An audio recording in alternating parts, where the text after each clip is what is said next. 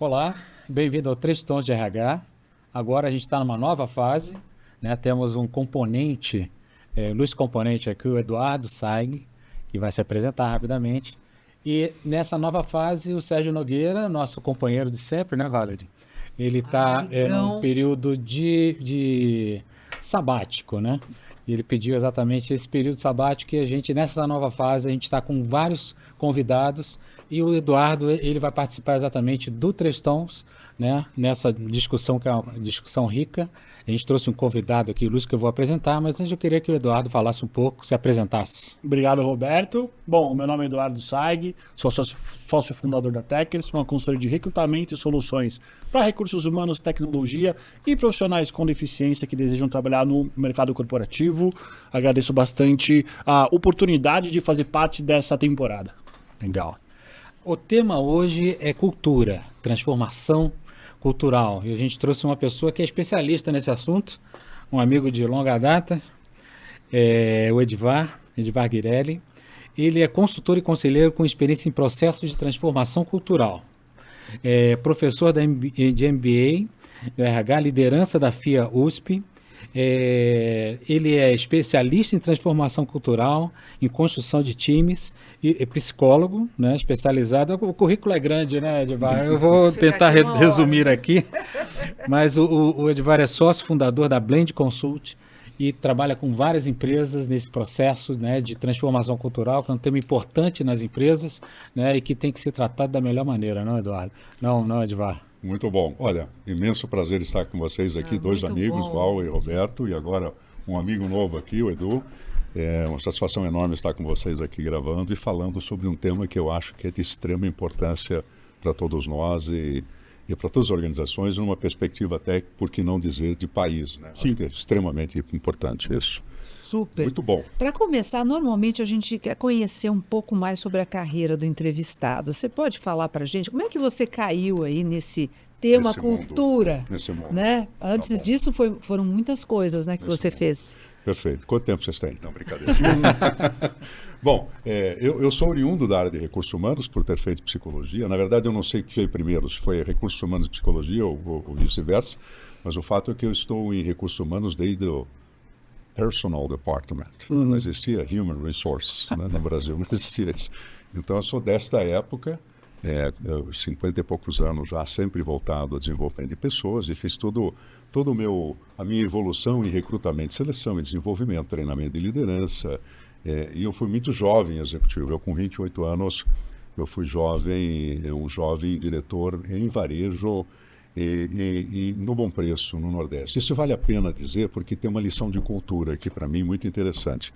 A primeira delas é de que 28 anos de idade, sendo executivo, embora a gente tenha muitos executivos hoje jovens na posição, mas eu diria que em recursos humanos jovem, para uma organização daquele tamanho naquela época, era muito precoce. Era uma carreira muito precoce, né? Então, os americanos chamavam isso de American Career Dream, eu chamo isso de uma carreira precoce.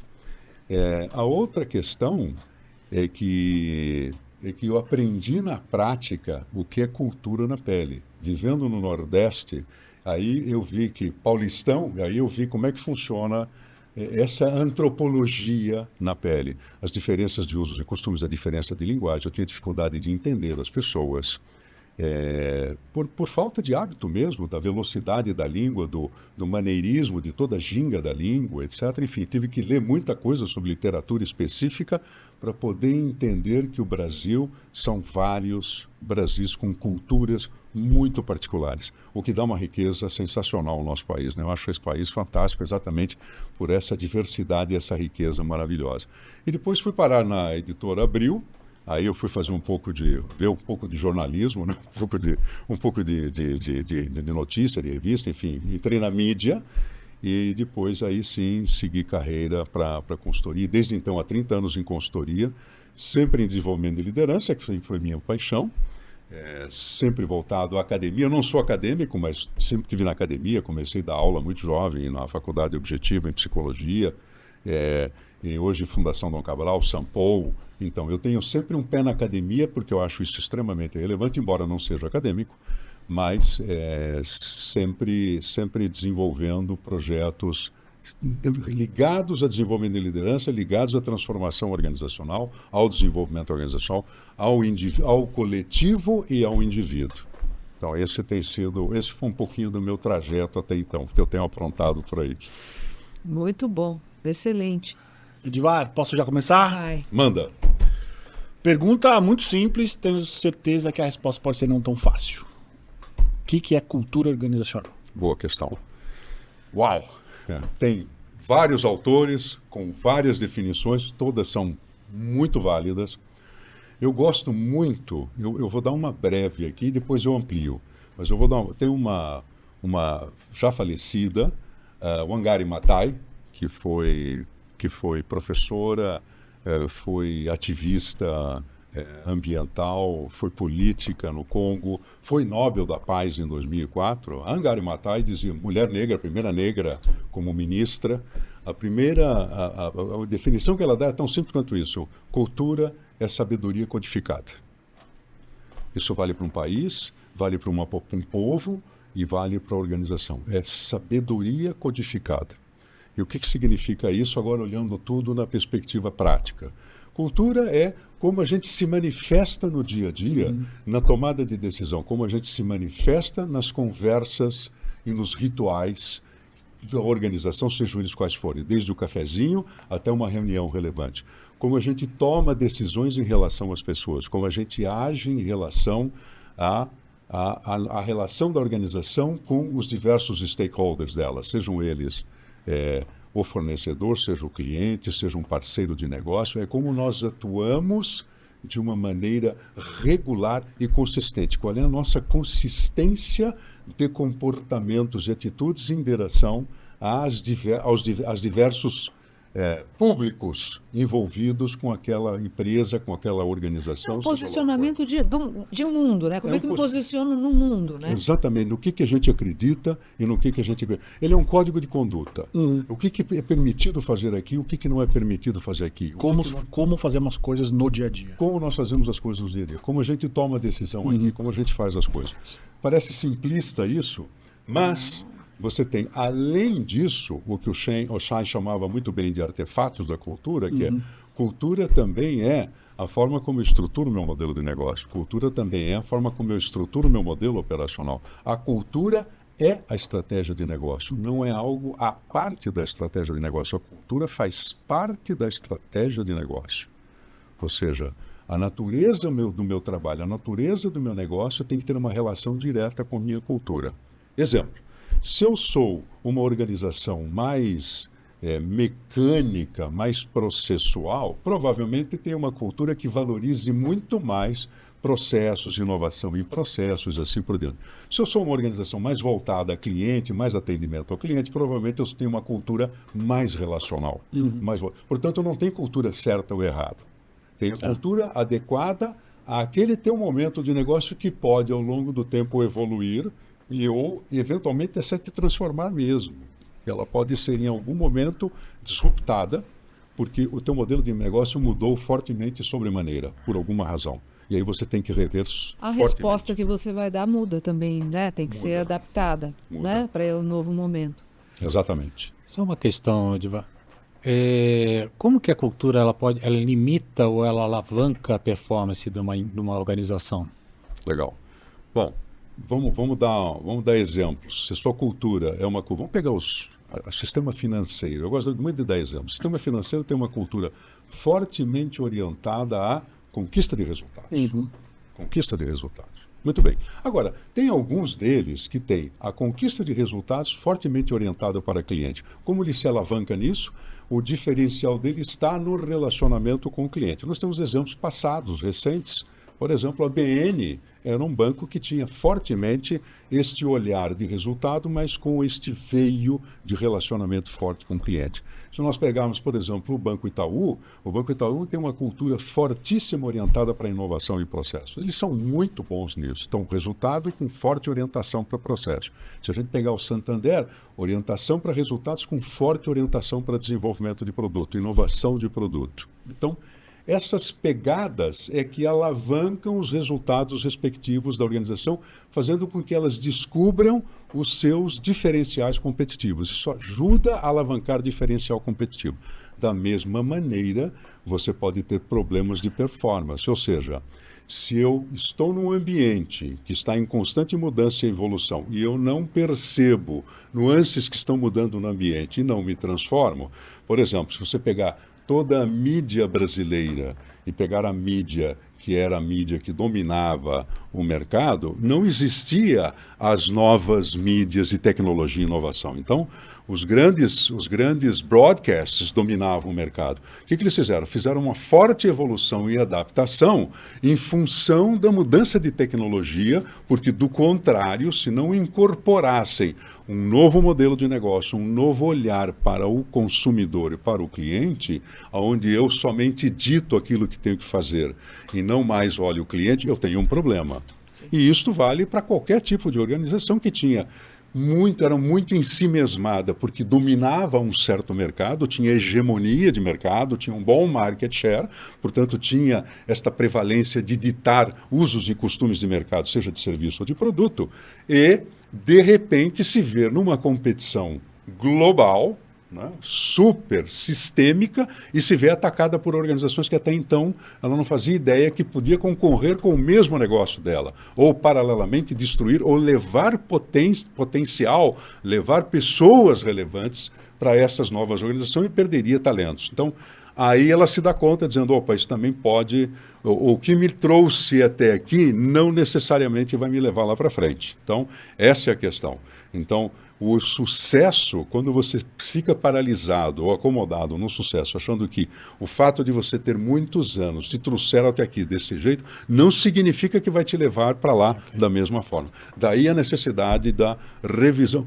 Além de rever a tua estratégia de negócio e modelo de negócio, não é só cultura, mas a cultura acompanha essa revisão. Se você revisa a estratégia, revisa o modelo de negócio e não olha os novos comportamentos e valores que vão dar sustentação a isso, não vai caminhar. Não vai caminhar. Eu acho cultura um tema tão relevante e de tanta profundidade, né? Eu não sei se eu estou correta, mas para mim é como a identidade de uma pessoa. É como se a empresa fosse um indivíduo, né? E ele tem as suas características, o seu caráter, a sua maneira de se relacionar com o mundo, com as pessoas, né? E tudo mais. E para que ele possa viver, né, em sintonia com o mundo, ele precisa se conhecer. A cultura, de certa forma, também é uma forma da empresa se conhecer, né? Quais são os seus pensamentos, como lida, né, com todos os temas, né? Então, quando a gente fala, precisa adaptar a cultura, precisa rever a cultura, precisa transformar a cultura, muitas vezes eu me pergunto, mas será que a organização ela sabe bem qual é a sua própria cultura? Ela se conhece? Porque se a gente for comparar com um indivíduo comum, nem todo mundo investe tempo em se conhecer, né? O que é uma pena. Todo mundo deveria. Verdade. As empresas estão investindo em se conhecer, em entender a sua cultura? Fala um pouco o que você acha sobre isso. Perfeito. Estão. A resposta, estão investindo? Estão. Uma boa parte delas acabou descobrindo de que é relevante se revisitar de quando em quando. Por quê? Porque tudo muda. Novas pessoas entrantes, os clientes mudam a sua percepção e sua forma de consumir produtos e serviços, novos concorrentes, novos players de mercado. Então, assim como eu tenho que olhar para a estratégia de negócio e fazer sempre um mapeamento de como está o meu ambiente, eu tenho que olhar para dentro, como eu estou, como nós estamos, como eu, indivíduo, estou em relação ao mundo e como eu, organização, estou em relação ao mundo. Então, sim, daí a importância dos diagnósticos, o que a gente chama do espelho. É o primeiro passo, né? O primeiro passo é se olhar e falar, bom, que traços eu mantenho ainda que são relevantes e que eu não quero perder? E que, de fato, é o DNA da organização. E são traços poderosos e alavancadores. Que traços eu tenho, é o que eu acho que tenho e que não tenho mais. Já acabei perdendo ao longo do tempo e poderia resgatá-los. Que traços eu tenho que já não se adequam mais ao modelo que está aí hoje no mercado e à relação com as pessoas. As pessoas mudaram sobremaneira a sua relação com o trabalho. Tem mudado sobremaneira. Nós estamos em processo de transformação, já vista aí essa questão ainda do trabalho remoto ou não. Isso é uma discussão no mundo ainda que está em question mark. É verdade. Então, não tem um modelo. Não tem. Qual é o modelo? Não tem um modelo. Não tem o caminho. Então, E eu acho que é aí que tem um erro, né? Porque fica uma empresa querendo acompanhar o que a outra está fazendo, fazer, ó, tá vendo? A empresa tal não trabalha mais no híbrido, então a gente não deveria também. Exatamente. Mas qual é a minha cultura? É uma comparação que não faz sentido, exceto que você concorre eventualmente com certa mão de obra que é similar. Bom, se eu tenho uma concorrência com mão de obra similar, eu preciso dar uma olhada no que o outro está fazendo, porque eu não posso estar muito distante disso, porque isso pode ser um chamativo Ou eu posso no ambiente. ter um diferencial também. Eu posso ter um diferencial. De qualquer maneira, este olhar no espelho é relevante, porque ao longo do tempo as coisas vão desaparecendo e vão mudando e vão se criando novas, e vão se criando subculturas dentro da organização, o que é muito normal. E é admissível até, né? Você não tem uma cultura pasteurizada. Você tem um grande core de valores e de comportamentos, mas admite-se que pela natureza de distintas áreas dentro da organização ou de empresas dentro de um mesmo grupo, você tenha características peculiares a cada uma delas, né? Então, este olhar para enxergar como é que as pessoas estão nos vendo, os níveis de liderança, as pessoas estão nos enxergando, é muito importante. E aí você tem N instrumentos muito poderosos. Não vale a pena citar este ou aquele para não fazer propaganda deste ou daquele sistema, mas existem vários instrumentos poderosos, assim como tem instrumentos que não mensuram adequadamente aquilo que nós gostaríamos, seja para diagnosticar ou seja eventualmente metodologicamente para nos levar para algum lugar. Também não quero citar aqui, eu tenho opiniões muito próprias sobre isso, né, mas de qualquer maneira existem instrumentos poderosos e instrumentos que não necessariamente nos dão todas as informações de uma maneira mais estatisticamente precisa. E quais são essas informações? Em linhas gerais. Em linhas gerais. A gente sabe em linhas que gerais. cada empresa é uma empresa e é um Perfeito. mundo dentro de si, mas quais são essas informações? Bom, primeiro, que características e que comportamentos estão sendo praticados regularmente na relação, principalmente entre a liderança e as equipes de trabalho? Exemplo simples. O quanto nós temos de relação de confiança na relação entre as pessoas para que a gente possa fazer um trabalho de colaboração. Eu não posso falar em, eu quero trabalhar um traço de colaboração dentro da organização. Se eu não tiver um espaço de confiança que seja trabalhado, e confiança você tem que trabalhar regularmente, não posso dizer, eu confio plenamente naquela pessoa. Por quê? Porque a pessoa muda, eu mudo, você muda, né? Como diria o Paul Valéry, que era um filósofo, ele diz assim, mas Paul, um repórter, às vezes, perguntando para ele, você há uns 2 meses atrás falou exatamente ao contrário do que você está dizendo hoje. Ele falou, pois é, meu filho, eu nem sempre sou da minha mesma opinião. Então, nós mudamos. Então, as pessoas também mudam suas perspectivas e necessidades. Então, revisitar esse espaço de confiança é muito relevante, para que você possa, aí traços de colaboração, traços de liderança de comando e controle, traços de liderança participativa, o quanto o ambiente me permite ser eu mesmo. Eu conversava há pouco agora, também não vou dizer aonde, mas estava fazendo um diagnóstico de empresa e uma entrevista com o executivo, ele dizia assim, nesta organização, aqui, como vivemos durante muitos anos comando e controle, você desempenhava aqui um papel. Claro que você está num papel de líder, mas uma coisa é você desempenhar um papel de liderança, a outra é você mascarar a sua identidade e não poder ser você mesmo. Aí é triste, como diria o Kierkegaard. Soren Kierkegaard, ele dizia, nada mais triste do que você não poder ser você mesmo. Ou pior ainda, você ser uma imitação de outrem.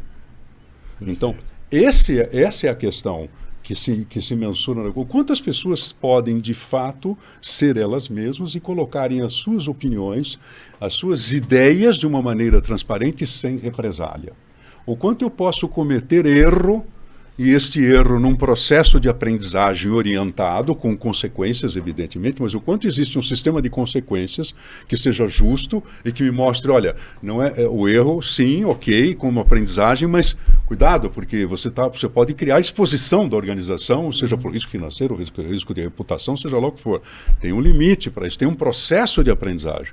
Hoje, o grande problema que a gente vê nas organizações é o quanto as pessoas têm medo de arriscar. Por quê?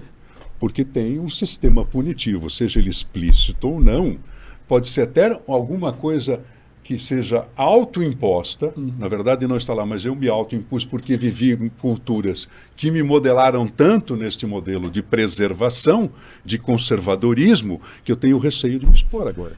fazer uma pergunta, Edvar. A gente sabe que a cultura não é uma coisa estática, né? Ela é volátil, né?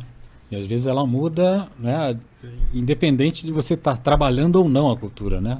De repente um evento externo pode fazer com que a organização mude, né, as suas prioridades, né? Mas assim, apelando para a tua experiência, né? Esse processo de transformação cultural, que é o que se fala muito, né? Ele pode às vezes encontrar alguns empecilhos do tipo, eu avaliei minha cultura, sei exatamente o que eu tenho que mudar, mas opa, eu vou ter que fazer umas escolhas, né? Na tua experiência, isso aconteceu até de repensar esse processo de transformação em algumas empresas? Só acontece, Roberto. Só acontece. Então, a organização pode eventualmente avançar e dizer, opa, é a coisa mais profunda do que nós imaginávamos. Então, se eu estou aqui numa filial que dependo ou interdependo de uma matriz, eu tenho que negociar esse processo. Porque a transformação é profunda e eu ponho em risco o negócio. Então, sim, eu posso dar marcha ré e voltar. O que pode acontecer também é que eu faço um movimento, eu já vi isso acontecer, lamentavelmente, eu faço um movimento, a organização faz um movimento, diagnostica e mostra dizendo só para se comprovar ou se defender perante a matriz, olha, viu como é que está a situação? Eu peguei isso dessa forma aqui, por isso que a coisa não está andando, mas eu não vou de fato mobilizar e investir tempo nisso.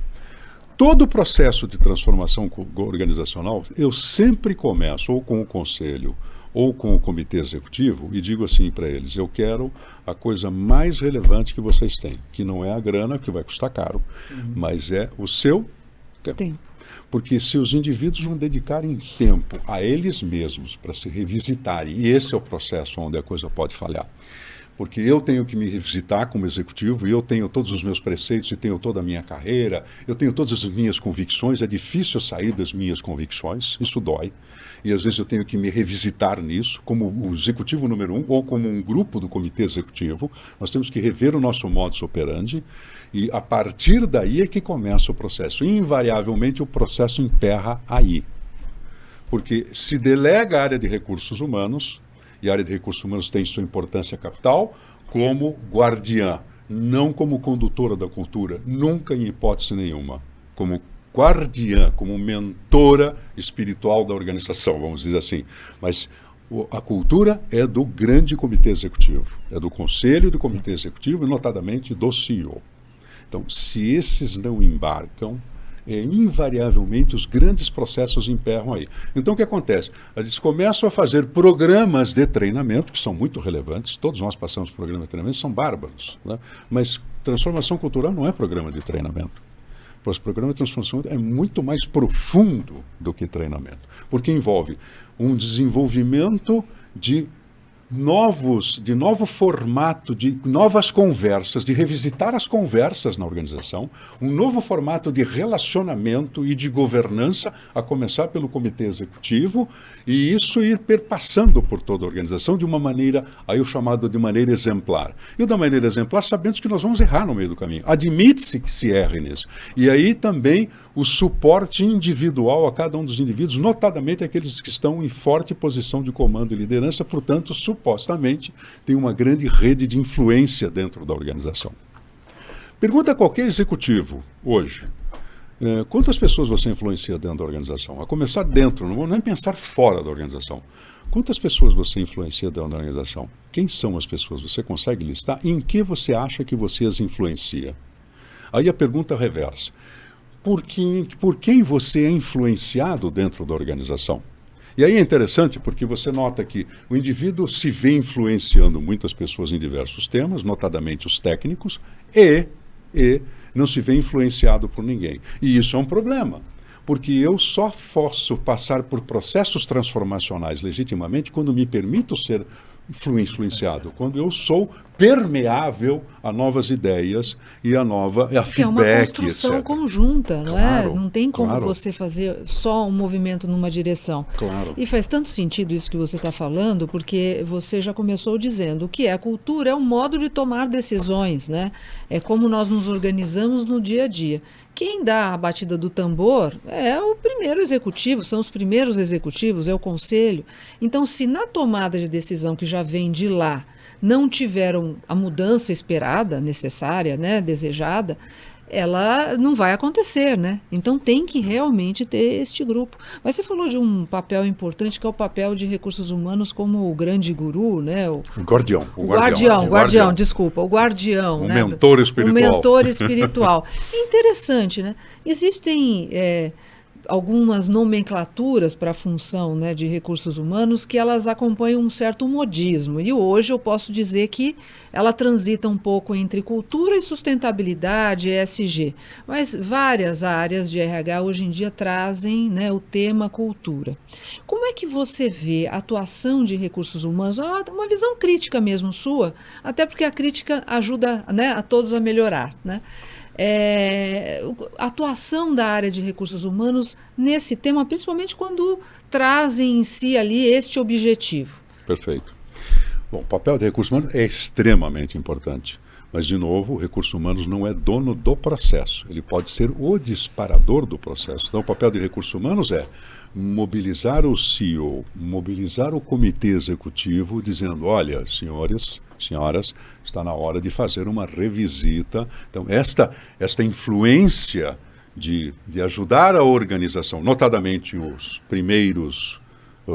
primeiro nível da organização a fazer, vamos fazer uma reflexão, vamos fazer um espelho para ver como nós estamos, dar esses pequenos steps, ponderar o apetite da organização, os riscos, fazer essa ponderação é feita pelo profissional de recursos humanos, notadamente a número 1.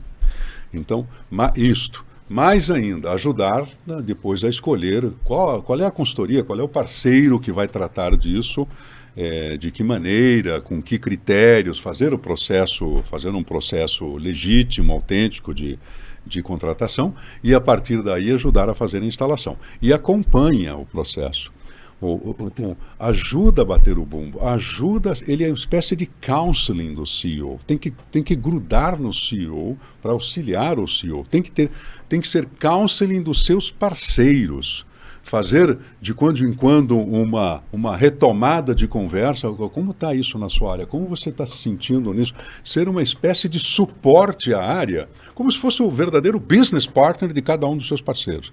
Esse é um grande papel da pessoa, do número 1 de recursos humanos. Agora, não tenho dúvida que toda a área de recursos humanos, os business partners, depois fazendo as suas influências, depois de envolvidos na metodologia, treinados na metodologia ou no processo transformacional, nos cuidados, nos riscos, em todo o carinho que se tem que ter com isso, ajudando como um agente de mobilização, um agente de viabilização nos diversos canais organizacionais. Então, esse, para mim, é um dos grandes papéis. E tem acontecido isso? Como é que você tem visto? Em algumas organizações, sim, tenho visto isso, e recursos humanos atuando de uma maneira muito produtiva, muito efetiva, em outras, nem tanto. Tem muita gente apegada a treinamento. Eu fiz aqui um programa de treinamento, contratei esta e aquela entidade, estamos treinando as pessoas nisso e naquilo. Eu falei, perfeito, treinar é relevante, sim, mas quanto de residual fica de um treinamento para cada um de nós? Né? A gente já sabe, né? A lei do 70-20-10, nós já sabemos que o que pega mesmo é a vivência, a prática, é o ritual. Cultura se muda com ritual. Os rituais têm que ser revistos. Aquilo que eu falei, se você não revisita os rituais e não revisita a qualidade das conversas, não muda. Acho que principalmente isso, né? A qualidade das conversas. Né? Exatamente. E isso é o que é mais, às vezes, delicado numa organização. Né? Você colocar as pessoas para se falarem de uma maneira tranquila, né? Respeitosa e aberta, principalmente, né? Segura. Exatamente, né? Bom. E aí que a gente chama de comunicação autêntica, né? Que é como eu autenticamente manifesto os meus sentimentos e pensamentos, sejam eles quais forem, numa relação em que a gente esteja numa reunião ou no mano a mano, como eu posso autenticamente manifestar isso, mas de uma maneira adequada, de uma maneira produtiva. De que maneira essa qualidade de conversa, isso é diálogo, né? David Bohm e outros que mergulharam por aí, enfim, tem autores maravilhosos nisso, é como a gente garante essa qualidade de conversa, transformar essa possibilidade de que as pessoas possam falar e expressar legitimamente aquilo que estão pensando sobre qualquer tema, que seja sem receio de represália, né? Mas de uma maneira em que a gente aprenda a falar isso. Sim, né? sim. Então, isso tem por trás, não estamos falando aí de organizações, você falou em traços de organização, assim como a organização é uma entidade viva como nós, ela é dinâmica, ela tem traços que são muito profundos e difíceis de mudar, assim como nós na personalidade. Eu, por exemplo, sou um indivíduo no MBTI introvertido, né? Mas não sou tímido. As pessoas confundem timidez com introversão. Ou seja, eu capturo a minha energia nas minhas reflexões. O extrovertido captura nas relações. Então, isso não muda. Eu não vou mudar nunca. Jamais seria extrovertido. E vice-versa, um extrovertido vai ser introvertido. Isso não significa que eu não possa manter boas relações e conversas, embora isso queime uma energia razoável no introvertido, e o extrovertido não possa fazer meditação. Exagerando, né? Não possa fazer. Claro que pode. Mas isso custa também para o indivíduo que tem um pensamento muito fluente, relacional, etc. Então, tem traços, estes traços de personalidade, ou essas características, têm por trás crenças e modelos mentais, assim como na organização. Crenças e modelos mentais. E são crenças que nos mobilizam ou que nos fazem parar. Então, se eu tenho uma crença que ela é paralisante, eu acredito, por exemplo, vou dar um exemplo tolo aqui, eu não acredito que as pessoas possam evoluir, é uma crença. Né? Se eu acredito piamente nisso, dificilmente eu vou investir o meu tempo na evolução das pessoas, porque eu não acredito. Então, a crença, que é o âmago da questão, que mexe com, que sustenta valor e que sustenta comportamento, esse conjunto de crenças e de valores é que forma o que a gente chama, que é uma palavra que está na moda hoje, que chama-se modelos mentais. Aliás, tem um livro e um book de um cara que estudou isso profundamente, é o único cara hoje que estudou isso, nós temos mais ou menos, acho que segundo ele, mais ou menos uns 200 e poucos modelos mentais. Já desde os anos 40, 50, ele vem estudando. Não, ele vem desde 1900 estudando, desde o primeiro termo quando surgiu, o Ash Buchanan. Ele lançou um livro agora recente, está fresquinho o livro. Então, falando exatamente sobre modelos mentais, como eles se formam e que o modelo mental, ele não somente mobiliza o meu cognitivo, como eu penso, mas assim como eu sinto, como eu me relaciono, e ele vai inclusive para o físico, vai para o corpo. O modelo mental fica impregnado no corpo, de tão potente que é. Então veja, quando a gente fala em transformação, veja a dificuldade com a qual a gente está lidando com um tema extremamente complexo. Então ele não pode ser banalizado ou tratado de uma maneira simplista. Nós estamos falando de algo que é extremamente complexo. Aí eu estou falando de teoria sistêmica de complexidade, eu estou falando de Edgar Morin e outros. É isso que a gente tem que tratar cultura. Não é de uma maneira pueril, mecanicista, dizendo, eu faço este movimento, logo vai se transformar. Mudamos o layout. Agora trabalhamos o layout aberto. Mudamos a cultura. Não, você mudou o layout. Ótimo. Perfeito. Né? Perfeito. A gente sabe, realmente tem uma complexidade grande, né? Até porque você está lidando com pessoas, cada um com a sua característica, cada um com a sua velocidade, né? A minha pergunta é exatamente em relação à velocidade da mudança, né? A gente enfrenta, né, nas organizações, necessidade de adaptação por conta de ajustes que acontecem no mercado, né? Tem que responder com produtos, com ações e tal. Quando a gente fala de mudança cultural, né, tem uma diferença grande porque você está mexendo às vezes em crenças, né? E a gente sabe que as pessoas, aí falando de teorias, né, a curva da mudança, né? Se ele aceita aquela mudança, ele vai ficar com raiva, de repente ele pode sair fora, né? Como é que, na tua experiência, né, como é que é a melhor maneira de administrar isso, né? Porque a discussão às vezes é assim, a gente tem que mudar rápido, ou não, a gente tem que trabalhar. E a gente sabe que são camadas, né? O board que tem que controlar o processo, conduzir o processo, o management que tem que fazer com que a roda ande, e as equipes, né? Perfeito. Como é que você em relação a essa questão da A velocidade? pergunta é ótima. A primeira pergunta que eu faço, sempre eu ouço essa, né? Invariavelmente, CEO, nós temos velocidade, precisamos. Velocidade para quê? Do que você está falando? Velocidade, o que significa isso amanhã? Quantos anos tem essa organização? Quanto tempo vocês levaram para chegar até aqui? Por que você acha que você vai transformar isso ano que vem? É o que não falávamos, Edu, há pouco, no nosso bate-papo aqui informal, dizendo, ó, as pessoas acham que em um ano muda uma cultura. Não, né? Às vezes não muda a cultura. A cultura não muda, às vezes. Ela criou uma certa camada com certos mecanismos aparentes, mas ela não mudou em profundidade.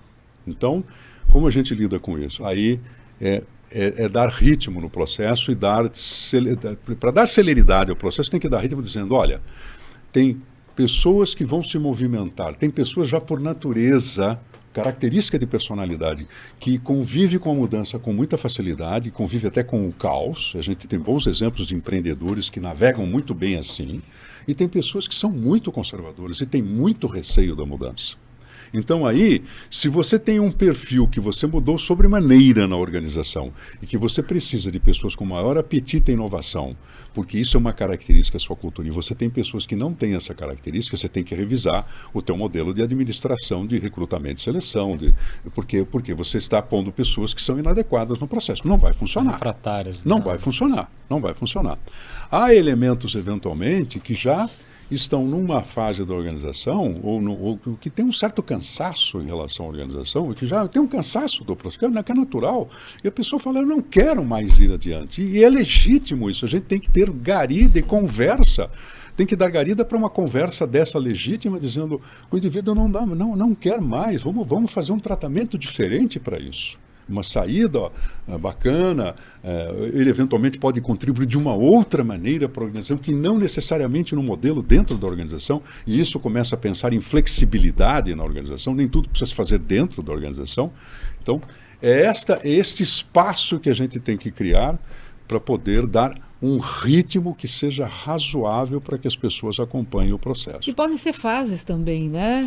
O resultado final pode levar 5 anos, mas eu posso ter atingimentos intermediários, né? Claro. E acho que tendo essa clareza, o processo acaba seguindo. Né? Então, enfim, velocidade, Lexotan. Ô, meu amigo, Lexotan, calma aí, ansiedade, segura, porque nós vivemos esse mundo de velocidade, eu me pergunto, para quê? É porque às vezes o problema não é esse, não é? Ele tem uma questão de resultado, tem uma questão de custo, que ele precisa endereçar, mas não é através da cultura, são decisões que ele precisa tomar. Exatamente. Mas isso. Muitas vezes se busca, vou dar nome de mudança cultural. Claro. Né, Edu? Acontece isso. Né? Mudança cultural, eu trabalho em equipe. Não, olha, sabe por que eu não estou trabalhando em equipe? Então, cara, vou fazer um trabalho em equipe, mostrei lá, de novo, mostrei que estou fazendo, olha, eu fiz, fiz minha lição. Quer dizer, não é isso. Mas não é isso que é a mudança de cultura. Acho que você trouxe um ponto muito importante, o que é cultura e o que é uma ação individual. Terceirizo a minha incapacidade de uma tomada de decisão e coloco na cultura. Perfeito, perfeito. O que é uma forma delicada de ser vítima do processo. Exato. Dizendo, olha, colocar vítima, na verdade. Eu me coloco vítima, dizendo, eu tentei e veja bem. A cultura não deixou. Não mudou. A cultura não mudou. E não mudou. Então eu crio uma entidade, se eu não posso culpar alguém, eu crio uma entidade para justificar a minha inércia ou a minha incapacidade de lidar com isso, que é um modelo mental por trás disso, é um modelo mental da vitimação, Sim. que é o oposto ao modelo mental protagonista. Sim. Sim. Mas de qualquer forma existe algumas realidades em que você tem uma pessoa que é um agente de mudança, mas pode em determinado momento enfrentar pessoas que não querem essa mudança. Sim, só vai enfrentar. Alguém tem que monitorar isso, né? Sim. Acho que tem uma necessidade de monitorar em várias camadas, que é complexo, né? Se tem uma lei dos 3/3, né? Onde tem os que estão, vamos lá, querem mudar, aqueles que ainda... A lei de Moore. Ainda estão no muro, não sabem para que lado vai. E tem os que vão contra, né? É isso aí. Tem aqueles que são os iniciadores da mudança, né, que puxam, então, enfim, você num movimento você tendo um movimento de 1/3 da organização, você já está bem alavancado para mobilizar, né, sem dúvida, tem uma boa alavanca para mudança, mas você tem que mapear, você tem que fazer mapeamento, o mapeamento significa, assim como você mapeia performance, você para dar feedback, você tem que mapear como está a evolução daquele indivíduo. Tem apresentado os comportamentos, está com dificuldade, quantas vezes nós já tentamos? Já tentamos, aí não dá. Então nós vamos ter que revisitar, porque assim não vai funcionar. Então, quando você define, você tem primeiro uma definição de cultura, eu tenho clareza do que eu quero, depois eu começo a fazer uma demonstração disso que vem pelos líderes, o que não é fácil, porque você já tem mudanças no comportamento da própria liderança para ser exemplar. Então, veja que não é um ciclo que funciona assim certinho, né? Até porque eu também não acredito em PDCA mais. A complexidade, o PDCA foi embora. Então, tem este demonstrar para você começar a demandar. Então, se eu sou um líder e estou praticando, eu estou demandando do meu time também isso, né? Para que depois isso fique delegado por completo, entrou na veia. Mas este acompanhamento tem que ser contínuo, inclusive dos líderes em relação do líder 1, os líderes, enfim, ao time executivo. O acompanhamento tem que ser constante, porque você pode ter um indivíduo que se diz dentro da cultura, mas ele inconscientemente continua no processo anterior. E ele não se dá conta disso. Ele não se dá conta, é difícil, às vezes dói às vezes mudar, não é singular, né? Eu vou dar um exemplo tolo para vocês. Nós todos gostamos de comer, de beber, então, toda segunda-feira eu começo um regime. Então, por que o regime não funciona? É o método tal. Não é um problema de método, é um problema de atitude, de disciplina. Então, por que eu não mudo? Por que eu continuo comendo e bebendo como não deveria? Sendo que eu tenho consciência, cognitivamente, eu entendo perfeitamente que isto me leva a, eventualmente, ter problemas cardíacos, etc, etc. Né? Pois, enfim, por que eu continuo fazendo? Porque me dá prazer. Porque me dá prazer. E é o que a gente chama em psicologia de prazer negativo, porque por trás desse prazer está sustentando alguma outra coisa tensional, etc., que me mantém no prazer negativo. A mesma coisa, um comportamento que você criou ao longo do tempo, ou uma crença. É difícil você me desmobilizar de uma crença. Veja as nossas divisões no mundo, que é só no Brasil, né? Esse divisionismo todo de crença para cá. Exatamente isso. Né? A minha crença vira a minha verdade. E aí eu recorro a Lacan, dizendo, Lacan tinha uma frase linda que era, cuidado com a verdade porque ela tem várias perspectivas. Né? Então, é isso que é difícil para nós aceitarmos, que existe uma verdade diferente da minha, que é a sua, que é a outra, que é do outro, e que poderíamos fazer isso um espaço fantástico, com uma... Aí vem a diversidade, né? A gente fala muito em diversidade, mas a grande diversidade, e sem dúvida a outra diversidade é fundamental, esta diversidade de ideias e de pensamentos é que é difícil. Acho que é a primeira diversidade, né? Essa é a primeira de todas. É a primeira. Né? Bom, gente, esse assunto é um assunto que... dá para ficar muito tempo. Exato, dá para ficar muito tempo, né? Até porque tem várias coisas que a gente nem perguntou aqui, né? As características de cultura, né? Até em relação às empresas que estão sendo criadas agora, né? Eu acho que a gente vai ter oportunidade, gostaríamos de convidar você para falar um pouquinho mais já sobre tá isso. Prazer convidado enorme, para a parte 2 já. Imenso prazer. Parte 2, né, em relação à cultura organizacional. Você que ficou assistindo esse debate com a gente, coloque suas opiniões, né, no site, faça as suas questões, né, porque esse é um tema extremamente importante no meio organizacional e é exatamente o que a gente quer aqui no 3 Tons de RH, tratar essas questões da maneira mais profunda possível. Obrigado, Edu. Muito obrigado a vocês, Obrigado obrigado a todos aí e um ótimo dia. Até logo, gente. Tchau, tchau.